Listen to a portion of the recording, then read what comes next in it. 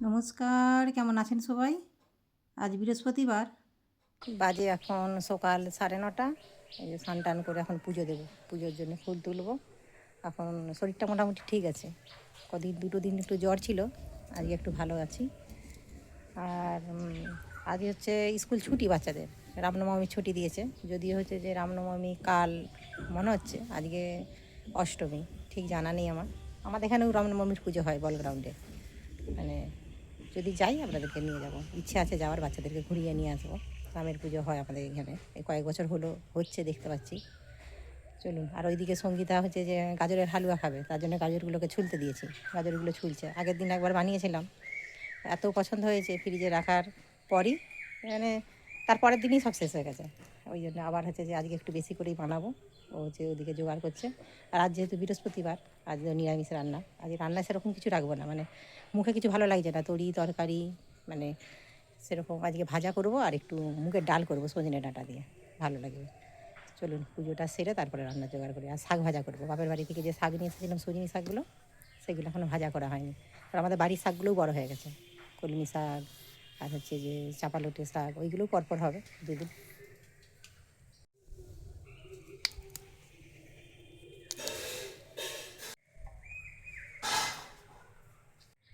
আর এই গাছটাই দেখুন, এত ফুল হচ্ছে। অপরাজিতা ফুল নয়, অপরাজিতার মতনই, মানে ফুলটা প্রচণ্ড ফুল হচ্ছে এই গাছটা। নামটা অবশ্য আমি জানিনি, নার্সারি থেকে কিনেছিলাম, নাম বলেছিলাম, আমার তো মনেও নেই। প্রত্যেক দিন এই নীল নীল ফুলগুলো প্রচুর হয়।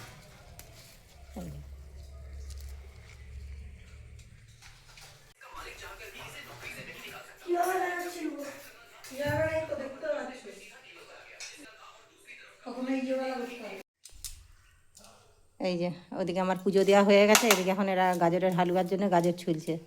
সেদিনকে করেছিলাম 1 কিলো থেকে কিছু কম, আজকে দেবে 1.5 কিলো নিয়ে আসে, পুরোটারই করব।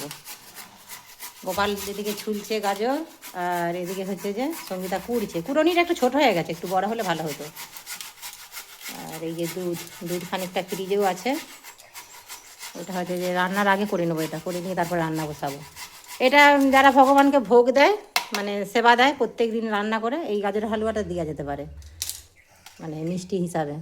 গোপালের ভোগ কিংবা ভগবানকে ভোগ দিয়ে যারা হচ্ছে যে প্রত্যেক দিন ভোগ দিয়ে সেবা পায়, তারাও দিতে পারে। এটা বেশ ভালো একটা রান্না। ওকে আলাদা ডিশ দিয়ে দে।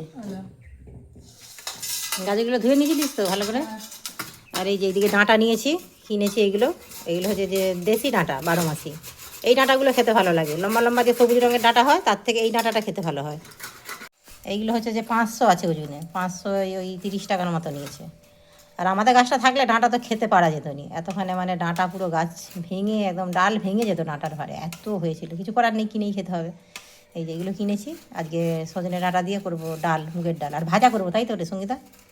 ভালো লাগেনি কিছু সবজি খেতে, একটু আলু ভাজা করবো, আর সুদিন শাকগুলো আছে ভাজা করে ফেলবো। তোরা এইগুলো কাজগুলো সার। এখন তাহলে একটু চা করি, বরং চা খেতে ইচ্ছা করছে। তোরা খাবি? খাবি? চল ঠিক আছে। আজকে স্কুল ছুটি নাকি গোপাল? ওই রামনবমীর জন্য ছুটি দিয়েছে। তো আজ রাম পুজো দেখতে যাবি? আমাদের বল গ্রাউন্ডে হয়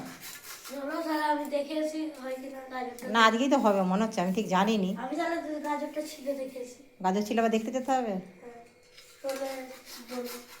ঠিক আছে, আমি চাটা বানাই। এই যে এটা দুধটা বসিয়েছি, ক্ষীর বানাবো। এটা ওই 1 লিটারকে বেশি আছে দুধ, ওই 1.5 লিটারের কাছাকাছি। আর এইদিকে যে বসিয়ে দিয়েছি চা। আগে ক্ষীরটা বানিয়ে নিচ্ছি, তারপরে গাজরের হালুয়াটা বানানো হবে। দেখি সঙ্গীতাকে বলবো গাজরের হালুয়াটা বানাতে, কেন আমি সেদিনকে বানিয়েছিলাম, ওরও একটু শিক্ষা হয়ে যাবে, জানা হয়ে যাবে। যেহেতু এত পছন্দ করে গাজরের হালুয়াটা খেতে, ওকে একটু শিখিয়ে দেবো। যখন ইচ্ছা হবে তখন তার বানাবে, নিজেও খাবে আর সকলকে বানিয়েও খাওয়াবে। জিজ্ঞাসা করি বানাই নাকি, পাশে দাঁড়িয়ে থেকে থেকে ওকে দেখিয়ে দেবো। যদি ও বানায় তাহলে ভালোই হবে, না আমিই বানাবো। শাকগুলো বেশ কয়েকদিন হয়ে গেল ফ্রিজেই ছিল, বেশ ভারী সুন্দর টাটকা রয়েছে। আর সুজনি শাক শুনেছি বাসি হলে নাকি মিষ্টি লাগে খেতে। চলুন শাকগুলো বেছে নিই, ওইদিকে চাটা খেয়ে দিয়ে তারপরে শাকগুলো বাছতে বসবো। এই যে বানিয়ে নিয়েছি চা। আজকে বেলাই হয়ে গেল চাটা খেতে, কেন ওরা আজকে বেলা অবধি ঘুমাচ্ছিল, স্কুল টিউশন সবই তো ছুটি, সেই জন্য আর চাটা বানাইনি, ভেবেছিলাম একসাথেই বানাবো। এই যে আমি ক্ষীরটা মেরে নিয়েছি। ক্ষীরটা কোথায় গেল? এই যে ক্ষীরটা, এই যে এটা হয়েছে। আর এদিকে বাদামটা একটু শুকনো মানে ভাজা করে নিচ্ছে আর কি, রোস্ট। তারপরে হচ্ছে যে বানাবে। সঙ্গীতাকেই বলেছি বানাতে, ও যাতে শিখে, কেন ওর পছন্দের খাবার যেগুলো ওকে বলেছি যে যেগুলো খাবারগুলো পছন্দ অন্তত সেই খাবার রান্নাগুলো শিখ। ও তাই আগ্রহ আর আজকে, মানে হালুয়াটা যেহেতু এত পছন্দ করে, ফ্রিজে থাকলে টুকটুক করে ডাব্বা থেকে বের করে ডাব্বা ফ্রিজে রয়ে যাবে, কিন্তু হালুয়া শেষ হয়ে যাবে, তাই তো? হ্যাঁ হ্যাঁ পাসনি? আরে এই তো যার পছন্দ সেটি খেয়ে নিয়েছে, তুই নাই বা খেলি। ওই জন্য ওকে বলেছি এটা অন্তত বানা, মানে আমি সময় পাই নাই পাই নিজের ইচ্ছা মতো নিজের পছন্দের খাবারগুলো বানিয়ে খাওয়াতেও পারবে আর নিজেও খেতে পারবে, সেই জন্যে ও এখন গাজরের হালুয়াটা বানিয়ে নিই, তারপরে আমি রান্না করবো। মানে ওটা তুলে নে, হয়ে গেছে। হুম, দিয়ে দে ওটা, ওটা দিয়ে আর একটু দিয়ে দিই, এক চামচ।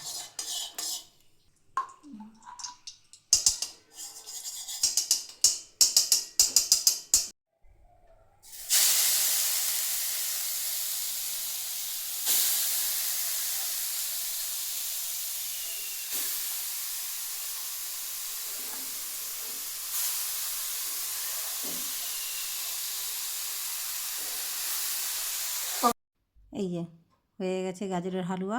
এটি এখন ঠান্ডা হোক, ঠান্ডা করতে দিয়ে ওদিকে রান্নাটা সেরে নিই, তারপরে ডাব্বাই ভরে ফ্রিজে রেখে দেবো। তার আগে গোপালকে একটু দিই, কেন ও কখন থেকে বলছে, আগের বার যে বানিয়েছিলাম ফ্রিজে ছিল, সঙ্গীতা টুকটুক করে কখন ডাব্বা থেকে খেয়ে নিয়েছে, ও বেচারা খায়নি। সেই যে একবার খেয়েছিল সেই, এই যে ও আগে খা। দেখ দিদি বানিয়েছে, দিদির হাতের হালুয়া সেদিন আমার হাতে খেয়েছিলি, কেমন হয়েছে বল? হ্যাঁ তাহলে দিদি শিখে গেছে, ঠান্ডা গেছে, ভারী সুন্দর হয়েছে। আমাকেও একটু খাইয়ে দিল, বেশ ভারী সুন্দর মিষ্টি, বেশ মানে আমি যেরকম বানিয়েছিলাম সেদিনে টেস্টটা সেরকমই হয়েছে। পাশে থেকে শুধু দেখিয়ে দিয়েছি, মোটামুটি পুরোটাই দেখলাম যে ভালোই বরাবর মোটামুটি করে নিয়েছে। ওর একটা কি আছে, মানে ও যে জিনিসটা পছন্দ করবে সেই জিনিসটার প্রতি ওর আগ্রহ বেশি, বাকি যেটা খেতে ওর পছন্দ নয় সেইটা রান্নার দিকেও আগ্রহ নেই, আর রান্না করলেও ওর মুখটা যেন সেই মানে কীরকম করবে, আর মানে যেন ওর পোষাচ্ছে না, যে এই জিনিসটা আমার পছন্দ না, এই জিনিসটা কেন রান্না হবে। চলুন এইভাবেই ওকে রান্নাগুলো শেখাতে হবে, অন্তত ওর পছন্দগুলো আগে শেখাই, তারপরে যখন আস্তে আস্তে বুঝতে শিখবে, না নিজের পছন্দর সাথে সাথে সকলের পছন্দটার খেয়াল রাখতে হয়, তখন ও নিজে থেকেই করবে। এই যে সজনে ডাঁটার ডাল, মুগের ডাল দিয়ে করবো, মুগের ডালটা আগে সেদ্ধ করে নিয়েছি। আর এই সোমবারের মধ্যেই ওইখানে ফোড়নে একটু জিরে, সবগুলো এই শুকনো লঙ্কা দিইনি, একটু কুড় লঙ্কা দিয়েছি আর তেজপাতা, তার মধ্যে দিয়ে দিলাম হচ্ছে যে ডাঁটাগুলো দিয়ে একটু ভালো করে তেলে আগে ভেজে নিয়েছি হালকা নুন দিয়ে, তারপরে হচ্ছে যে আদাটা একটু দিয়েছি, দিয়ে তেলের মধ্যে মশলাগুলো, মশলা বলতে সেরকম কিছুই নয়, একটু হচ্ছে যে হলুদ গুঁড়ো আর একটু জিরে গুঁড়ো দিয়েছি। এই যে আর একটু সামান্য জল দিয়ে কষিয়ে নেবো, মশলাটাও কষানো হয়ে যাবে, ডাঁটাগুলো বেশ ভারী সুন্দর সেদ্ধ হয়ে যাবে। এই যে হয়ে গেছে, এবার দিয়ে দিলাম ডাল, এবার একটু ফুটিয়ে নেবো, একটু খানিকক্ষণ বেশি করেই ফুটাবো যাতে ডাঁটাটা আর একটু ভালো করে সেদ্ধ হয়ে যায়। দিয়ে দিলাম ডালে পরিমাণ মতো নুন। এই সজনে ডাঁটার ডালটা বেশ সিজনে খেতে বেশ ভারী সুন্দর লাগে। এই যে পুরো একদম পারফেক্ট রেডি, এবার রান্না কমপ্লিট। চলুন এইদিকে সমস্ত গুছিয়ে নিয়ে ওইদিকে তারপরে গোপালকে আর সঙ্গীতাকে খেতে দিয়ে দিই আগে, কেন ওদের খিদেটাও পেয়ে গেছে, সেই চা বিস্কুট খেয়েছে, আজকে আর কেউ নাস্তা করেনি। এটাও রেখে দিলাম ফ্রিজে গুছিয়ে। আর এইদিকে দেখুন ছেলেটা ওই যে পুকুরে নেমেছে স্নান করতে, সেই দিকের পুকুরটাই তো জলটা ছিঁচে মাছ ধরা হয়েছে, জলটা কম, আর এই যে তাই আজকে বাড়ির সামনের পুকুরেই নেমে পড়েছে। এই যে গরমকাল এসছে, এবার ওদের স্নান করার কি উৎপত্তি হবে, আবার এই পরীক্ষার পরে যদি গরমের ছুটিটা পড়ে, সে তো আর বলার কথাই নয়। চলুন চলে এসেছে ওরা স্নান করে, ওদেরকে দিয়ে দিয়েছি ভাত, এবার আমিও ধীরে সুস্থে ভাতটা বেড়ে খাওয়া দাওয়াটা সেরে নিই। আজকে তবে রামনবমীর পুজো নয় আমাদের এখানে, কাল হবে, আগামীকাল। আগামীকাল যখন যাব আপনাদেরকে নিয়ে যাব। চলুন এইদিকে ডাল হয়েছে সজনে ডাঁটা দিয়ে, আর ওইদিকে আলু ভাজা, পোস্ত দিয়ে আর শাক ভাজা। চলুন তাহলে ভিডিওটা এখানেই শেষ করছি, কেমন লাগলো অবশ্যই জানাবেন। আপনারা সুস্থ থাকবেন, সাবধানে থাকবেন, দেখা হবে অন্য কোনো ভিডিওর সাথে। আর যদি ভালো লাগে একটা লাইক করে দেবেন।